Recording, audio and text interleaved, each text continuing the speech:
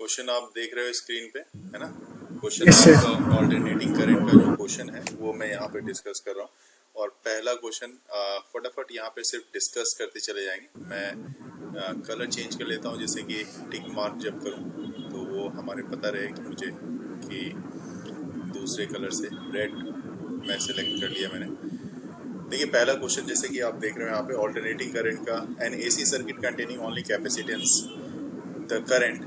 अगर कैपेसिटेंस होता है तो करंट के लिए इसमें कौन सा ऑप्शन सही होगा ये आपको बताना है और जल्दी से बताते जाओगे।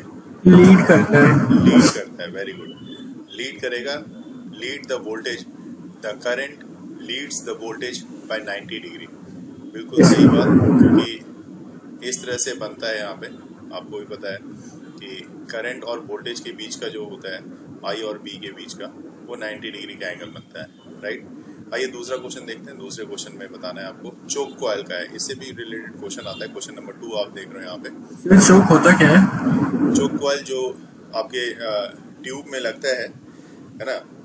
ट्यूब में जो अभी के समय में भी आपकी ट्यूबलाइट जो होती है घर में, जो ट्यूबलाइट लाइटनिंग के लिए यूज करते हैं, तो उसमें एक छोटा सा रेक्टेंगुलर शेप का जो उसका फ्रेम होता है उस पर रेक्टेंगुलर शेप का छोटा सा चोक कॉइल लगा रहता है। इसको बोलते हैं हम लोग चोक कॉइल। इससे कनेक्शन होता है और इसी से ट्यूब का ग्लो यहीं से स्टार्ट होता है। एक्चुअली यहाँ पे इंडक्टर होता है और रजिस्टर होता है। चोक कॉइल में जो है ना इंडक्टर और रजिस्टर होता है। ठीक है। यहाँ पे पूछा गया है चोक कॉइल है। अब मैंने देखो बहुत हद तक तो इसके आंसर्स को ही एक तरह से बोल दिया, लेकिन यहाँ पे हर किसी में लिखा हुआ है, देखो inductor, high inductance low resistance. Okay, high inductance and low resistance, very good, बिल्कुल सही बात। चोक कॉइल में ऐसा ही होता है कि ये कैपेबल होता है वेरी हाई इंडक्टेंस के लिए, इंड्यूस्ड ईएमएफ के लिए, जो कि जिसके कारण जो होता है प्रोड्यूस होता है डिस्चार्ज इन ट्यूब, है ना। तो ये डिस्चार्जिंग ट्यूब वो प्रोड्यूस करता है। चलिए वेरी गुड। क्वेश्चन नंबर 3 देखो। 3 में क्या है, turn ratio in step up transformer is 1:2 if a Leclanche cell of 1.5 volt is connected across the input, the voltage across the output will be। Voltage across output क्या होगा यहाँ पे हमें ये बताना है। ऑप्शन इसका था N1 N2। ट्रांसफार्मर का यूज किस में करते हो? ट्रांसफार्मर का यूज आप तब करते हो जबकि उसमें एसी वोल्टेज होता है। अब यहाँ पे सवाल क्या है कि आप देखो यहाँ पे आपने क्या किया है, लेक्लॉन्च सेल अगर आप यूज कर रहे हो तो ऑब्वियस सी बात है ये जो है ना 1.5 वोल्ट जो दे रहा है ये डीसी है, राइट। तो एसी तो देगा नहीं, लेक्लॉन्च सेल की बात कर रहे हो तो एसी तो देगा नहीं, तो जीरो आंसर होगा। हाँ, तो transformer can not step up a DC input, right. So output potential here will be 0। तो नो सर कोई भी तरीके का सेल हो, कोई भी तरह का सेल हो वो हमेशा डीसी होगा पावर सप्लाई।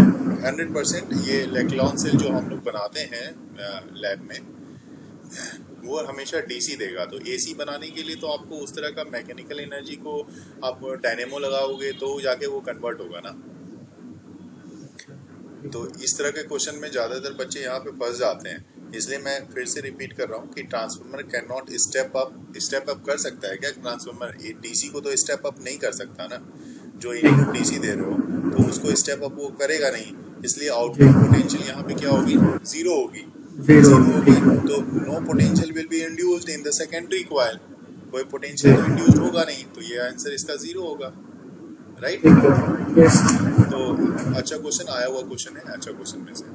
तो देखिए अगला जो आप देख रहे हो क्वेश्चन, ये सर्किट डायग्राम है यहाँ पे। हाँ, इसी तरीके क्वेश्चन करने थे। हाँ, ये क्वेश्चन नंबर 4 में, in the circuit shown below will be the reading of the voltmeter and ammeter, total impedance of Z equal to 100 ohm। अब देखो ये सर्किट पूरी तरह से मैं आपको सिर्फ सर्किट को यहाँ पे दिखा रहा हूँ। ये रहा आपका पूरा का पूरा सर्किट जिसमें 220 और 50 हर्ट्ज की सप्लाई है, और यहाँ पे आप देख लो वोल्टेज जो है एक तरफ 300 वोल्ट, एक तरफ दोनों ही 300 वोल्ट है। यहाँ पे आपने रेजिस्टेंस के साथ जो लगाया हुआ है वो आपका है वोल्ट भी है, ये भी वोल्ट है। तो और ऑप्शन आपको यहाँ पे देखना है, ये हमें देखना होगा, यहाँ पे बताना होगा ऑप्शन में कि यहाँ पे ये देखो ऑप्शन भी मैं दिखा रहा हूँ। ऑप्शन में आपको जैसे 200 वोल्ट 1 एम्पियर, ऑप्शन बी है 800 volt 2 ampere, 100 volt 2 ampere and 220 volt 2.2 ampere. तो इसमें से कौन सा ऑप्शन हमारे लिए सुटेबल होगा? तो सर्किट फिर डायग्राम इसको सॉल्व कैसे करना है ये बता दीजिए, सर्किट सॉल्व कैसे करना है। बिल्कुल इस तरह के क्वेश्चन में देखिए, जैसे भी हम लोग को ये हमें मिलता है इस तरह का सर्किट डायग्राम, तो सबसे पहले हम लोग यहाँ पे देखते हैं कि करंट कितना फ्लो हो रहा है। एक सेकंड से एक बार ऊपर दिखा दीजिए। देखिए ऊपर दिखाता हूँ, मैं क्वेश्चन को दिखाता हूँ। इम्पीडेंस Z, अच्छा ये 100 ओम गिवन है, मतलब तीनों का मिलाकर हो गया। हाँ इम्पीडेंस तीनों का मिला के, वेरी गुड। तीनों रिजल्टेंट का मिला, रेजिस्टेंस कह सकते हो आप इसका। हाँ हाँ हाँ, रिजल्टेंट रेजिस्टेंस आ गया, ठीक है। हाँ, तो अगर रिजल्टेंट रेजिस्टेंस है तो करंट आपसे पूछा जा रहा है, तो आप करंट के लिए क्या बताओगे? आप कहोगे जी आई जो होना चाहिए, तो I this one I equal to V by R होता है, तो V आपका 220 है। आपने देखा सप्लाई आपको नीचे मैंने दिखाया था 220 है, और रेजिस्टेंस कितना है 100 का है, तो दैट मीन्स 2.2 हो गया ना। तो 2.2 एम्पियर का करंट हो रहा है। तो आप देखो, आप सर्किट डायग्राम को देखते जाएंगे, सर्किट डायग्राम को अगर आप देखोगे तो ध्यान में रहेगा। तो 2.2 एम्पियर का यहाँ पे ये वाला मामला हो गया। अब पोटेंशियल ड्रॉप ओवर इंडक्टेंस, यहाँ पे ये वाला पार्ट आपका क्या है? ये इंडक्टेंस है। इंडक्टेंस एंड कैपेसिटेंस दोनों के लिए पोटेंशियल ड्रॉप जो है, पोटेंशियल ड्रॉप 300 वोल्ट का है। इसमें भी आपके पास 300 वोल्ट है और इसमें भी 300 वोल्ट है। तो दोनों के अक्रॉस मिलाकर है ना। हाँ, मतलब 300 वोल्ट का 600 नहीं होगा कि सीरीज में है। मैं वही बता रहा हूँ कि जैसा कि आप देख रहे हो they are in opposite phase, तो यहाँ पे अपोजिट फेज में होने के कारण क्या होगा? They will sum up to zero, है ना। कि आपको पता है कि देखिए जो इंडक्टेंस की जो फेज होती है 90 डिग्री की, वो लैग करती है, ये लैग करती है और कैपेसिटेंस की लीड करेगी। तो अगर मान लो इंडक्टेंस का आपने इस तरह से बनाया, यहाँ पे ये इंडक्टेंस का नीचे की तरफ बन रहा है, मान लो L से लिखा दिया, और ऊपर में कैपेसिटेंस का बन रहा है 90 डिग्री से, C से दिखा दिया, तो दोनों अपोजिट फेज में है। तो दोनों अपोजिट फेज में होने के कारण क्या होगा?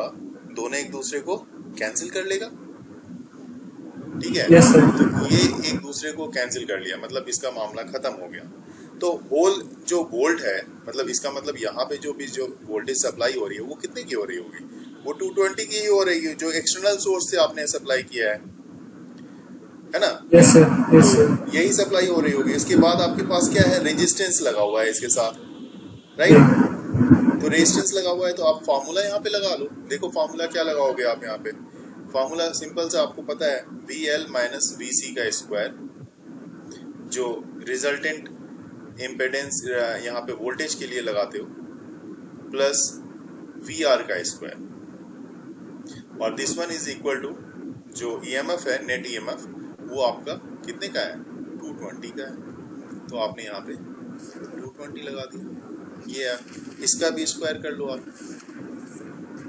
Like this. तो यहाँ से आप ये क्या देख रहे हो यहाँ पे कि जो VL है और VC है, ये दोनों इक्वल हैं। VL is equal to VC। तो ऐसे केस में जो VR होगा वो कितने का होगा? वो भी 220 वोल्ट का होगा ना, 220 वोल्ट का होगा, राइट। yes. तो वोल्टेज आपका कितना हो गया? 220 वोल्ट का हो गया। तो देखो अब करंट और वोल्टेज दोनों, करंट तो आपने ऊपर में पहले ही निकाल लिया था 2.2 एम्पियर, और वोल्टेज 220 का है। तो देखो इसमें से कौन सा ऑप्शन आपका सही है?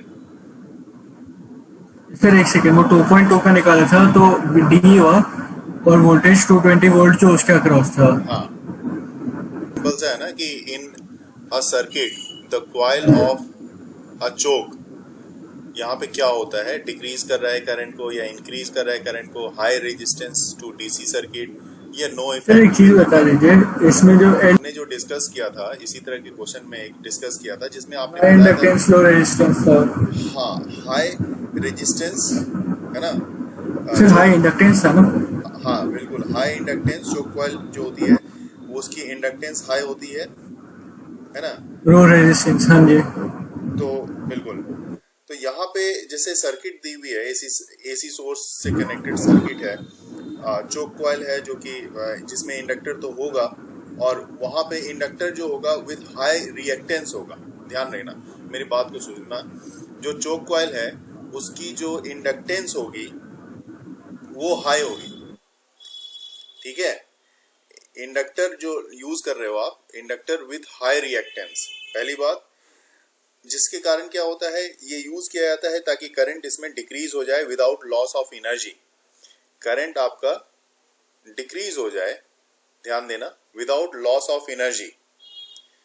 और ऐसे केस में हीट भी जनरेट नहीं होती है ना।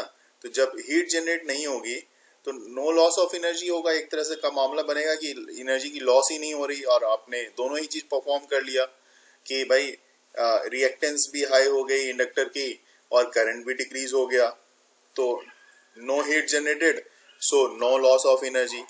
और when we use resistance to reduce current, अगर आपने रेजिस्टेंस को लगा दिया कि ताकि करंट इसमें रिड्यूस होना हो, तो वैसे केस में क्या होगा, there is loss of electrical energy in the form of heat generated. यहाँ पे हीट के जनरेशन के साथ एनर्जी में भी लॉस होगा, एनर्जी भी आपकी डिक्रीज हो जाएगी।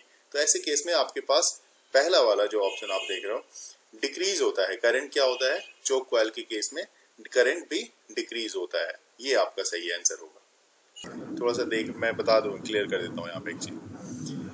इन a circuit current lags behind the voltage by phase angle π/2। Current lag कर रहा है π/2 से, तो circuit contain which of the following.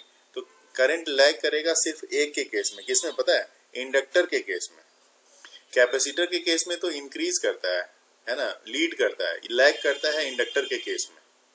ये तो बोल ही रहा है क्वेश्चन में, current lags behind the voltage by phase angle π/2, the circuit will contain which of the following. तो सर्किट कौन सा होगा, इंडक्टर होगा।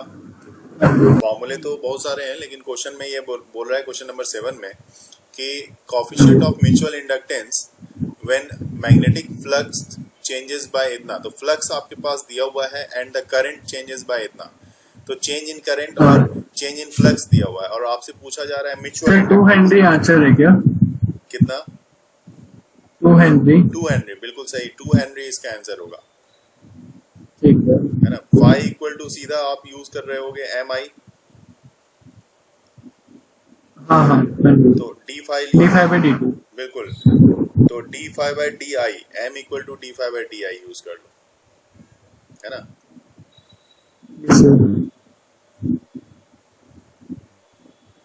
तो चलिए अगला क्वेश्चन देख लो आप यहाँ पे, क्वेश्चन नंबर 8।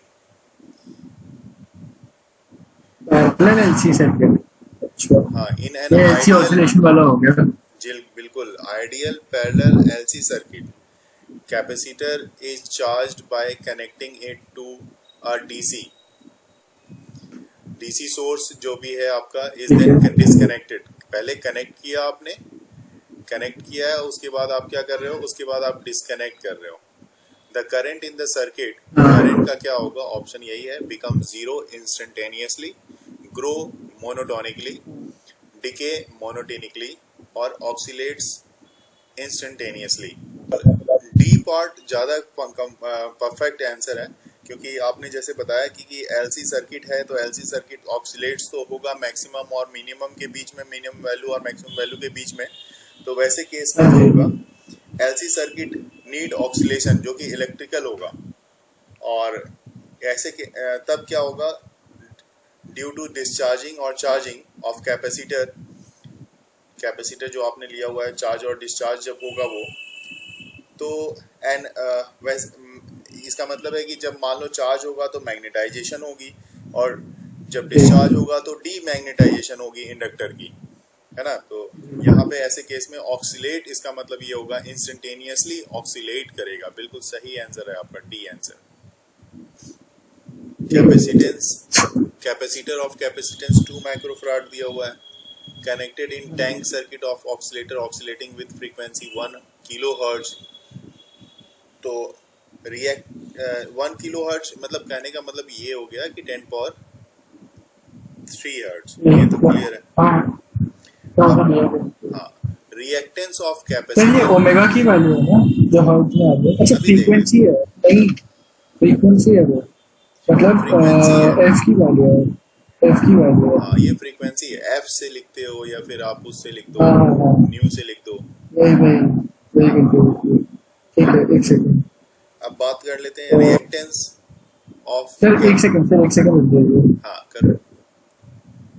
ये जो वैल्यू आपकी रिएक्टेंस की आई थी ये कितनी आई थी? ये लगभग मेरे ख्याल से ऊपर में 10 पावर 3 और नीचे अगर पाई को मैं रहने दूं तो 4 पाई के लगभग आई होगी। सर मैंने निकाला नहीं है, मैंने इसको सीधा मतलब वो किया है, जैसे 2 into 10 to the power -3 divided by 2 into 10 to the power -6 into 2 into 3.14 into 1000, बिल्कुल और आपने उसको सीधा ये वैल्यूज वाला कट करने फॉर्मूला के बाद लगाया है। सीधा। हाँ मैंने देखा आपने जो शेयर किया हुआ है उसमें आपने डायरेक्ट ये फॉर्मूला लगाया है और इसमें आपने, मैं अगर बात कर लूँ जैसे देखो मैंने जो वैल्यू निकाली थी तो 10 पावर 3 अपॉन 4 पाई तो मेरे पास आ ही रहा है, आपके सामने दिख रहा है। और करंट की जो वैल्यू है वो आपके पास जो है 2 इंटू 10 पावर यहाँ पे आपके मिली एम्पियर की है तो 2 इंटू 10 पावर जो है -3, तो इसको सिर्फ आपको यहाँ पर अप्लाई करना है 2 इंटू 10 पावर -3 को, तो इसके बाद ही आपके पास रिजल्ट आ जाएगा। तो आपने जैसे बताया कि आपका फर्स्ट वाला ऑप्शन आ रहा है, बिल्कुल सही है। 0.16 कैलकुलेट करके ओवरऑल यही वैल्यू आएगी इसकी। क्वेश्चन जो है वो आप देख रहे हो क्वेश्चन नंबर 10 में, a 50 hertz AC source of 20 volt is connected across R and C. यहाँ पे डायग्राम में आर और सी दिया हुआ है और इसके साथ जो 50 हर्ट्ज फ्रीक्वेंसी एसी की जो सोर्स है जो 20 वोल्ट के साथ कनेक्टेड है। The voltage across R is 12 volt. चलिए आर के अक्रॉस वोल्टेज दी हुई है, हमें बताना है सी के अक्रॉस वोल्टेज क्या होगी। डायग्राम आप देख सकते हो, अब पूरा डायग्राम मैं आपके सामने ले आता हूँ। ये डायग्राम है और यहाँ पे वैल्यू की जरूरत पड़ेगी तो डायग्राम के साथ मैं वैल्यू भी यहाँ पे लिख देता हूँ। 16 वोल्ट इसका आंसर है और आपने बिल्कुल सही इसके लिए अटेम्प्ट किया। जो आपने यहाँ पे वी आर और सी का ही है, तो आपने जो वोल्टेज के लिए फॉर्मूला लगाया वो V C square equal to V R square है ना, जो भी आपने वहाँ पे यूज किया है फार्मूला। तो हालांकि जो रिजल्टेंट फार्मूला होता है वो तो E equal to V R square plus V C square होता है। तो आपको यहाँ पे आपने क्या किया, जो E दी हुई है ना, वहाँ पे आपके पास कितनी दी हुई थी यहाँ पे 20 वोल्ट की, तो E का स्क्वायर ये है और इसके अक्रॉस जो रेजिस्टेंस के अक्रॉस वोल्टेज है वो 12 का है, तो 20 का स्क्वायर इक्वल टू 12 का स्क्वायर, ठीक है, और प्लस वीसी स्क्वायर, तो ये माइनस में हो जाएगा यहाँ पे वीसी का स्क्वायर, तो हमें देखना होगा कि कितने का है। तो माइनस में यहाँ पे आप देख लोगे तो माइनस वीसी स्क्वायर निकालना पड़ेगा आपको। तो वीसी स्क्वायर जब आप निकालोगे तो 20 का स्क्वायर 400 और 12 का स्क्वायर जो आपके पास आ रहा है वो कितने का आ रहा है, वो 144 का। तो माइनस करके मेरे ख्याल से आप जैसा बता रहे थे 256 आ रहा था ना आपके पास, तो 256 आ रहा था। तो यहाँ पे 16 जो आपका ऑप्शन है वो बिल्कुल सही ऑप्शन है, बिल्कुल सही ऑप्शन है। ये भी सेम मेथड वाला क्वेश्चन है, सेम ही होगा सर। हाँ इसका आंसर बता दो आप। 416 12 आना चाहिए। आप बताओ कि क्या करना है, सिर्फ आप ये बता दो, बाकी मैं छोड़ दूंगा आंसर। फिर सेम फॉर्मूला लगेगा ना, वी एल का स्क्वायर प्लस वी आर का स्क्वायर हाँ इक्वल्स टू क्या कहते हैं टोटल का नेट का स्क्वायर। दैट मीन्स आप कहना चाह रहे हो कि 16 का स्क्वायर प्लस 20 का स्क्वायर अंडर मतलब 256 प्लस 400, राइट? हाँ इसका रूट जो भी होगा उसका आंसर आ जाएगा। मैं कैलकुलेटर भी कर लेता हूँ जल्दी से। ठीक है आप करके मुझे बता दो। 256 25.61 राइट 25.6 बिल्कुल सही, बी है इसका आंसर है। ये क्वेश्चन नंबर 12 देखो, with the decrease of current in a primary coil from 2 amperes to 0 value in 0.01 second, the EMF generated in the secondary coil is 1000 volts. The mutual inductance of the two coils is आपके पास दिया हुआ क्या है उस हिसाब से formula आपको लगाना है, क्योंकि देखो यहाँ पे आपके पास दिया हुआ है प्राइमरी कॉइल जो है, करंट प्राइमरी कॉइल की कितनी है वो दी हुई है, ठीक है ना। तो EMF के सेकेंडरी कॉइल में कितना गिवन है, EMF induced in secondary coil, तो उसके लिए जो आपको फॉर्मूला लगाना है ना, आप यहाँ लगा दो E इक्वल टू -M और di/dt, जिस फॉर्मूले की बात आप हमेशा कर रहे थे। तो ये फॉर्मूला आप इसके लिए अप्लाई करो और आपके पास रिजल्ट फटाफट रिजल्ट मिलेगा। इसका आंसर आपका सी पार्ट ही है, 5 हेनरी का है, क्योंकि ये आपका dt है, ये आपने सही जज किया। करंट आपकी 2 एम्पियर की है, तो 2 माइनस 0 करोगे क्योंकि 2 से 0 पे गया है, तो 2 माइनस 0 मतलब चेंज इन करंट, ऊपर में di/dt जो है तो di हो गया 2 माइनस 0 और dt हो गया आपके पास 0.01 और साथ ही साथ जो EMF है वो आपके पास दी हुई है 1000 वोल्ट की है। तो m आपका यहाँ पे बिल्कुल क्लियर है, 5 हेनरी आ जाएगा। देखिए क्वेश्चन नंबर 13 देखते हैं। An AC source of angular frequency omega is fed across a resistor and a capacitor C in series. The current resistor is I.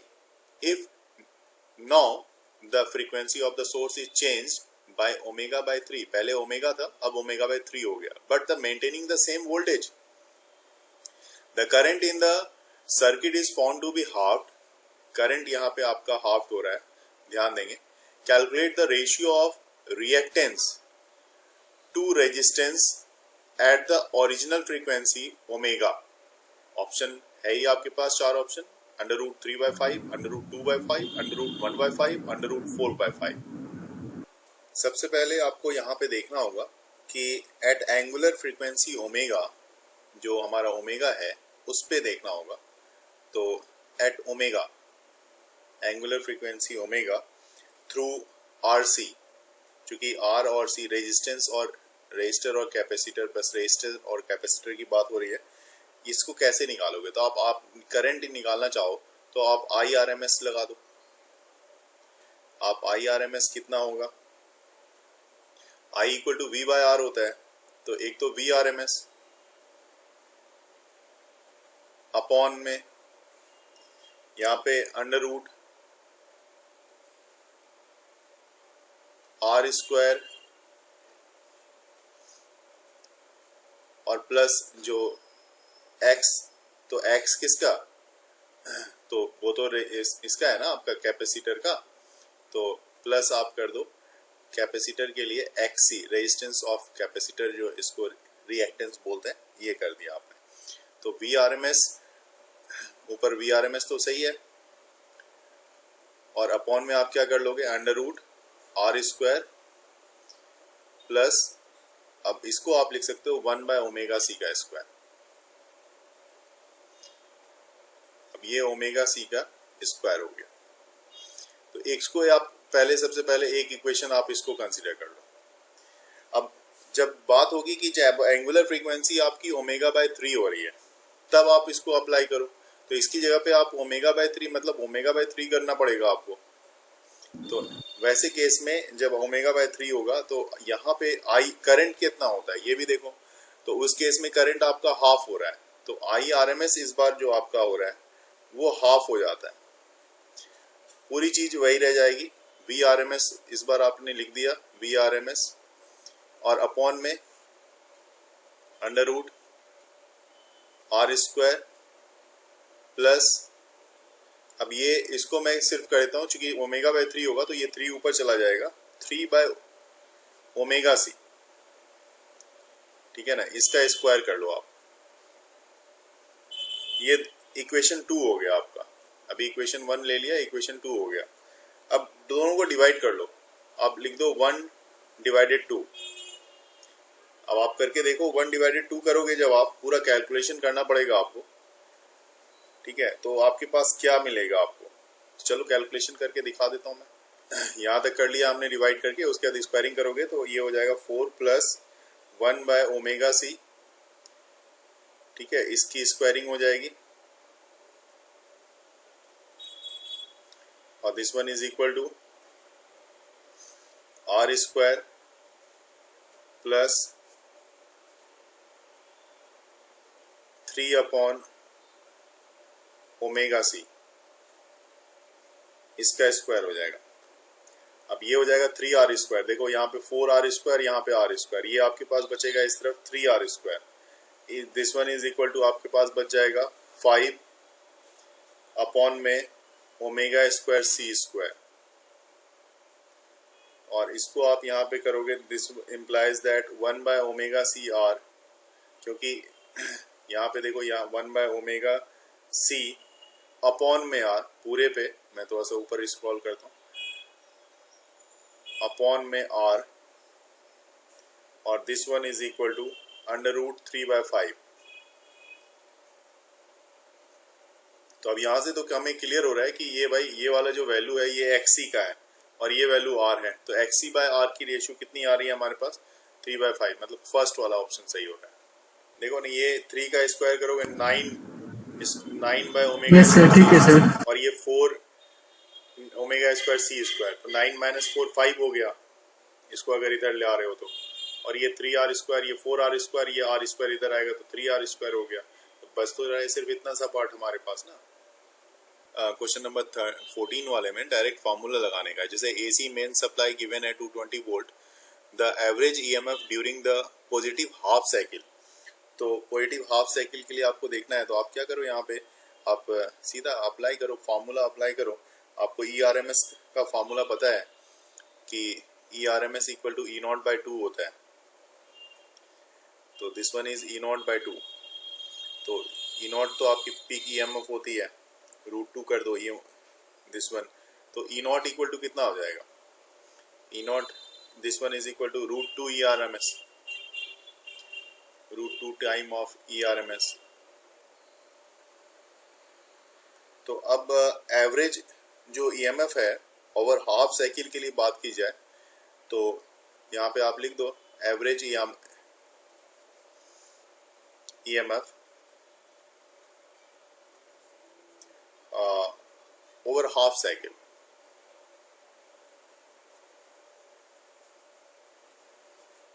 ये देखो कितना मिलेगा आपको, तो आप यहाँ पे डायरेक्ट फार्मूला लिख सकते हो क्योंकि आपने इसको निकाला हुआ है। या तो आप कह लो 2/π E0, ये वाली वैल्यू आती है, और इसकी जो वैल्यू आती है 2/π की जो वैल्यू होती है 0.637 E0 है ना। तो दिस वन 1 पॉइंट इंटू कर लो आप 1.41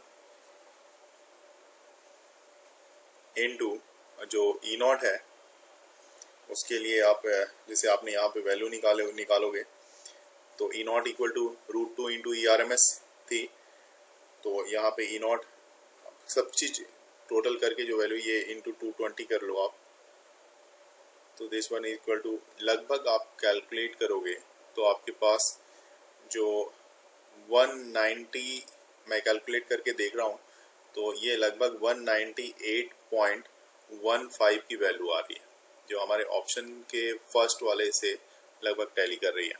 आपने क्या किया है, ये जो E0 है ना, √2 इंटू ERMS, √2 की जो वैल्यू है वो √2 की वैल्यू ये है 1.141, तो 1.41 मैंने लिखा है, और जो ERMS है उसकी वैल्यू 220 ऑलरेडी दी हुई है क्वेश्चन में, तो आपके पास ये रिजल्ट आएगा। और ये जो रिजल्ट आएगा इसकी यूनिट क्या होगी, तो वोल्ट में यूनिट होगी, क्योंकि आपसे वोल्ट में तो होगी, वो ठीक है, बट जैसे हमें हाफ साइकिल के लिए चाहिए था ना। हाँ, तो हाफ साइकिल के लिए आप निकालते हो, आपको याद होगा इंटीग्रेट करके निकालते थे आप, तो ये वाली वैल्यू आती थी T हाफ के लिए, 0 से T हाफ के लिए, क्योंकि फुल साइकिल के लिए तो EMF 0 हो जाता है ना। देखिए इसी तरह से अगला क्वेश्चन है, a coil has an inductance of 0.7 Henry and is joined in series with a resistance of 220 ohm. When the alternating EMF is 220 volt at 50 Hz is applied to it, then the phase through which the current lags behind the applied EMF and the wattless component of the current in the circuit will be respectively. Option यहाँ पे आपके पास दिया हुआ है, इसको देख के करना होगा। दो ही सर्किट है, L और R है, हेनरी और ये देखो रेजिस्टर है ना, तो दो सर्किट है यहाँ पे, मतलब L की है और R की है, और जो E0 है वो आपका 220 वोल्ट है, ठीक है, E0 भी 220 वोल्ट है, और फ्रीक्वेंसी जो है वो 50 हर्ट्ज की है, क्वेश्चन में दिया हुआ है। तो सबसे पहले मैं निकाल रहा हूँ यहाँ पे फेज डिफरेंस, और फेज डिफरेंस हम निकालते हैं, फॉर्मूला लगाते हो आप tan phi का फेज डिफरेंस के लिए, ठीक है।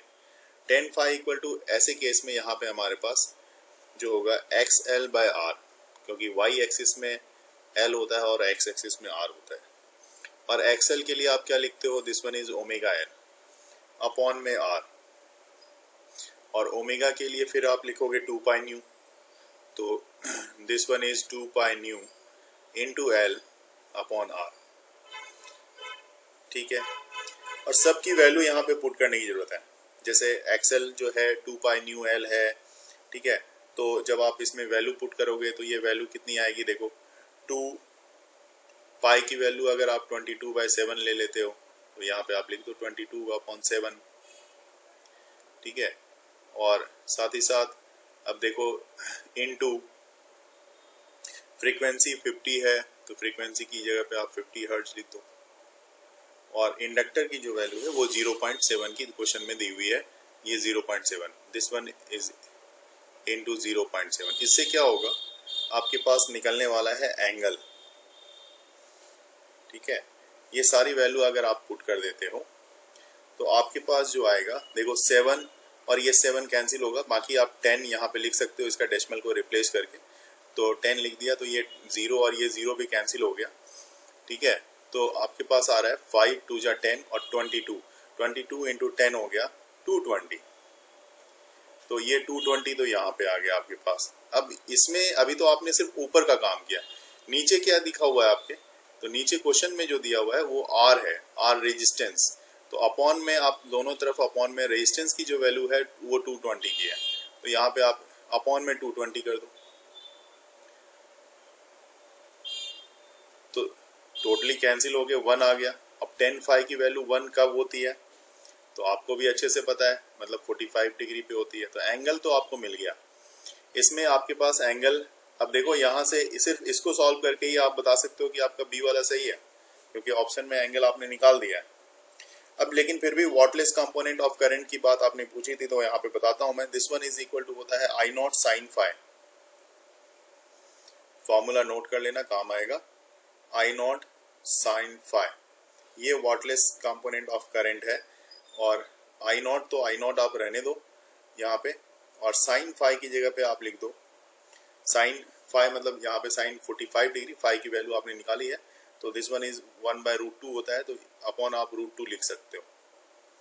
तो दैट मीन्स ये कितना हो जाएगा, इसको आप ऐसा लिख सकते हो, I इक्वल टू E/R होता है, तो यहाँ पे E नॉट, क्योंकि I नॉट की वैल्यू मुझे पता नहीं है, और R कहने का मतलब यहाँ पे रिजल्टेंट जो इम्पेडेंस कह लो या रिजल्टेंट रेजिस्टेंस कह लो वो Z है, तो E नॉट बाय Z, और 1/√2 तो है ही। तो अभी भी काम हमारा यहाँ पे बहुत सारा बचा हुआ है, क्योंकि Z की वैल्यू आपको रिजल्टेंट निकाल के ही निकालनी पड़ेगी, तो यहाँ पे आप E नॉट √Z की वैल्यू आप निकालो, this one is XL square plus R square,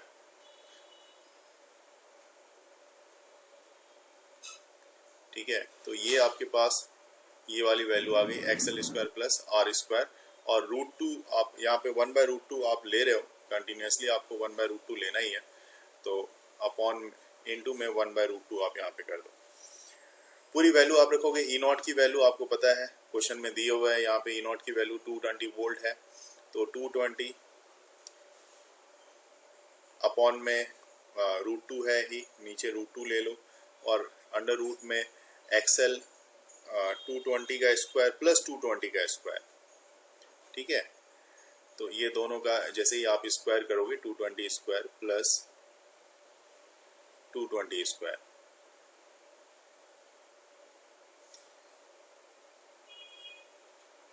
पूरे को सॉल्व करके आपके पास 1/2 की वैल्यू आएगी जो 0.5 देगा, और ये 0.5 बी का पहले ही मैंने सेलेक्ट कर लिया, तो 0.5 आएगा। उस हिसाब से अगर क्वेश्चन को देखा जाए, in an inductor, question number जो 16 है, in an inductor and a resistor in a series are connected to an AC supply of variable frequency as the frequency of the source is increase. देखिए, frequency of source को आपने increase कर दिया, the phase angle between the current and the potential difference across L, आपने जैसे बताया, देखो आपके ही कहने पे मैं बता रहा हूँ कि आपने बोला कि सर ये इसका फॉर्मूला होता है tan phi, right. tan phi Yes, sir. क्या होता है, XL/R, हाँ जी, और एक्सेल कहने का मतलब क्या हो गया, ओमेगा एल। ओमेगा कहने का मतलब क्या हो गया, 2 pi nu 2 pi L F. Upon R. हाँ और आप ये हाँ देखो ना, यहाँ पे क्वेश्चन में क्या कह रहा है कि आपकी फ्रीक्वेंसी जो सोर्स की है वो इंक्रीज करा रहे हो आप। तो एक्चुअल में अगर फ्रीक्वेंसी इंक्रीज कराओगे तो एंगल भी तो इंक्रीज कर जाएगी, करेगी ना। इसमें फर्क तो पड़ेगा ना एंगल में। तो इसका मतलब पोटेंशियल डिफरेंस अक्रॉस एल जो होगी वो भी इंक्रीज कर जाएगी, इंक्रीज कर। ठीक है। तो this one go on increasing. Yes sir. बिल्कुल सही। इसका 2.5 आ गया। जो फॉर्मूला आपने अप्लाई किया वो क्या था, P equal to V naught I naught cos five by two, या जैसे आप बताना चाह रहे थे V R M S I R M S cos five. तो बात वही है। और जो कॉस फाइव की वैल्यू है, जैसे यहाँ पे एंगल देखा देख के आपने बताया कि जी पाई बाई 6 और पाई बाई 6 का है, तो मतलब पाई बाई 3 आ रही थी value cos pi by 3, right. Yes sir. Question देखो यहाँ पे क्या कह रहा है, if we increase the frequency of the applied AC. तो अभी फिर से इससे प्रीवियस क्वेश्चन में भी हमने फ्रीक्वेंसी इंक्रीज की थी, अभी फिर से यहाँ पे इंक्रीज कर रहे हैं। With the purely capacitive load do 1 the amplitude of the VC and 2 amplitude of IC increase, ठीक है। Increase decrease of the remains the same, increase comma decrease of the remains same. ये देखना है हमें इसमें से कौन सा ऑप्शन सही होगा। ऑप्शन ए है 1 इंक्रीज 2 सेम, सेकेंड वाला ऑप्शन है 1 सेम 2 इंक्रीज, थर्ड ऑप्शन है 1 सेम 2 डिक्रीज, एंड लास्ट जो ऑप्शन है 1 डिक्रीज 2 सेम। तो मैं सारे दोनों सेम तो रह ही नहीं सकते। हूँ, तो इसमें आप सिर्फ इस फॉर्मूले को देखो, ज्यादा कुछ मत देखो। मैंने ये फॉर्मूला लिखा है X C equal to 1 by omega C और I C equal to V C by X C. तो विद इंक्रीज इन फ्रीक्वेंसी, अगर फ्रीक्वेंसी इंक्रीज कर रही है, यहाँ पे देखो फ्रीक्वेंसी इंक्रीज करेगी, है ना। तो वैसे केस में डिक्रीज अगर फ्रीक्वेंसी करती है, ये ओमेगा में के साथ फ्रीक्वेंसी लगा हुआ है, अगर ये डिक्रीज करता है तो वैसे केस तो में क्या एक्सी होगा, इंक्रीज करेगा। एक्सी आपका इंक्रीज करेगा, बिल्कुल सही बात। और वैसे केस में जब ये एक्सी इंक्रीज करेगा तो करंट क्या होगा, डिक्रीज करेगा, डिक्रीज करेगा करंट डिक्रीज और करेगा। वोल्टेज इंक्रीज करेगी। हाँ, इसी- वोल्टेज सेम रहेगी। अब ऑप्शन देख लो इसमें से कौन सा सही है। ये सी ऑप्शन 1 में सेम है, कोई बात नहीं, क्योंकि क्या इसमें पहले मैं एम्पलीट्यूड की बात कर रहा था, तो एम्पलीट्यूड आपने पहले ही बोल दिया वो सेम रहेगा। एम्पलीट्यूड किसका है, वो भी वीसी का है, तो उसमें कोई दिक्कत नहीं है, ठीक है। दूसरा है एम्पलीट्यूड ऑफ आईसी इंक्रीज, तो यहाँ पे आपने लिखा है इंक्रीज डिक्रीज और रिमेन सेम, तो दूसरे वाले के लिए आपने लिखा है डिक्रीज, ठीक है, क्योंकि आईसी यहाँ पे आपको दिख रहा है ये करंट जो है कैपेसिटिव सर्किट की वो डिक्रीज हो रही है। क्वेश्चन बड़ा थोड़ा सा इजी है, लेकिन इस टाइप के क्वेश्चंस में ज़्यादातर क्या होता है, बुक्स वगैरह में इस तरह के क्वेश्चंस होते नहीं हैं, लेकिन कंपटीशन में ज़रूर होता है, तो थोड़ा समझेंगे इसको। An inductor coil of inductance L is cut into 2 equal parts and both the parts are connected in parallel, the net inductance is, net inductance यहाँ पे क्या होगा। इंडक्टर में बिल्कुल वही फॉर्मूला लगाते हैं, जैसे कि आप क्या मान लो, दो इंडक्टर आपके पास दिया हुआ है L1 L2, तो आप L1 into L2 bye L1 plus L2 का फॉर्मूला, ये यही पैरेलल का जो फॉर्मूला होता है यही लगता है। तो आप यहाँ पे अपॉन में L1 प्लस L2 लगा दो, ठीक है। अब सवाल है कि जो भी इंडक्टर आपको दी गई थी वो उसको आपने हाफ कर दिया था, तो हाफ कर दिया था, अगर हर किसी पे अगर हाफ लगा दो, मतलब L1 और L2 सब पे हाफ लगाओगे, तो आपको यहाँ पे रिजल्ट L/4 आएगा डायरेक्ट। आप करके देख लो, तो जो सी ऑप्शन है ये मिल जाएगा। ये इंडक्टर ली गई है, L इंडक्टर है, इसको दो इक्वल पार्ट में करोगे तो L/2 होगा, है ना। तो बिल्कुल इक्वली डिवाइड हो रहा है, तो L/2 पहला वाला भी L/2 है और दूसरा वाला भी आपके लिए L/2 है, तो इसको आप L1 मान लो और दूसरे वाले को L2 मान लो, तो बात कोई फर्क नहीं पड़ेगा। तो L1 की जगह पे L/2 लिखोगे, L2 की जगह पे L/2 लिखोगे, तो ऊपर में क्या हो जाएगा, L²/4 ऐसा आ जाएगा, और नीचे क्या हो जाएगा, ये भी LCM लेके L/2 हो जाएगा, ऐसा ही तो आएगा। तो इससे एक L कैंसिल हो जाएगा, ऐसा होगा ना। Yes sir. और कुछ कैलकुलेशन करके देखें क्या फिर इसमें। फिर देख सकते हैं। ये जो है ना यहाँ पे हाँ हाँ 2L/2 होगा, तो 2 और 2 भी कैंसिल हो जाएगा, तो सिर्फ आपके पास L/4 बचेगा भी। तो लास्ट वाला ये L/4 बच रहा है। क्वेश्चन नंबर 20 है the current in resistor R at resonance, और ये डायग्राम है, इसके साथ ऑप्शन दिया हुआ है 0 minimum but finite, maximum but infinite, और लास्ट ऑप्शन है इनफाइनाइट का। रेजोनेंस के केस में आपको अच्छे से पता है कि XL इक्वल टू XC होता है ना। हाँ। XL इक्वल टू XC होता है, तो बट सर वो तो LCR सर्किट में होता है ना, जब तीनों सीरीज में रहते हैं। हाँ, यहाँ पे तो अगर इसमें तो पैरेलल में है ना, मतलब ये इंडक्टर और रेजिस्टर्स सीरीज में है, फिर वो पैरेलल में है उसके साथ। हाँ बिल्कुल, अगर यहाँ पे वैसी बात है ना कि अगर सीरीज में आप ले रहे हो यहाँ पे, तो R और करंट जो है, R और करंट अगर यहाँ पे मैक्सिमम है लेकिन फाइनाइट है, कुछ जो वैल्यू होगी ना, लेकिन ये जो वैल्यू आएगी ये फाइनाइट वैल्यू देगी, है ना। क्योंकि आप लेते हो, जैसे मान लो I मैक्सिमम ले ली, तो I मैक्सिमम के लिए आप क्या लिखते हो, I इक्वल टू E/R, तो E/R आपने फॉर्मूले के हिसाब से लिख दिया, ठीक है। तो E इज अप्लाइड वोल्टेज है, जहाँ पे कि आप ये वोल्टेज आप अप्लाई कर रहे हो, तो E और R भी आपको दिया हुआ है, कह रहा है कि करंट इन रजिस्टर R, ये भी गिवन है, तो एक करंट की एक फाइनाइट वैल्यू आपको मिलेगी। तो करंट की जब फाइनाइट वैल्यू मिलेगी, तो देखो यहाँ पे देखो मैक्सिमम भी मिल रही है बट फाइनाइट भी मिल रही है, तो दोनों ही बात हो जाएगी यहाँ पे। 21 में an inductor L having a resistor R is connected to an alternating source of angular frequency omega. The quality factor Q, देखो ये तो मेरे को लगता है कि ये ज्यादातर ना ये डायरेक्ट फॉर्मूला है, तो फॉर्मूला ही है ये तो। हाँ इसको तो आप बता सकते हो। देखो आप लगाओगे ना, अगर Q है क्वालिटी फैक्टर, उसका फॉर्मूला होता है पोटेंशियल ड्रॉप अक्रॉस कैपेसिटर या inductor upon potential drop across register. तो R तो नीचे आएगा हर हाल में, देखो R इसमें पहले वाले में ऊपर है, और C वाले में भी ऊपर है, तो ये दो ऑप्शन तो हो नहीं सकता। अब ये रह गया दो ऑप्शन ये वाला, जिसमें कि स्क्वायरिंग होता नहीं है उस फॉर्मूले में, तो ठीक है बिल्कुल ओमेगा L।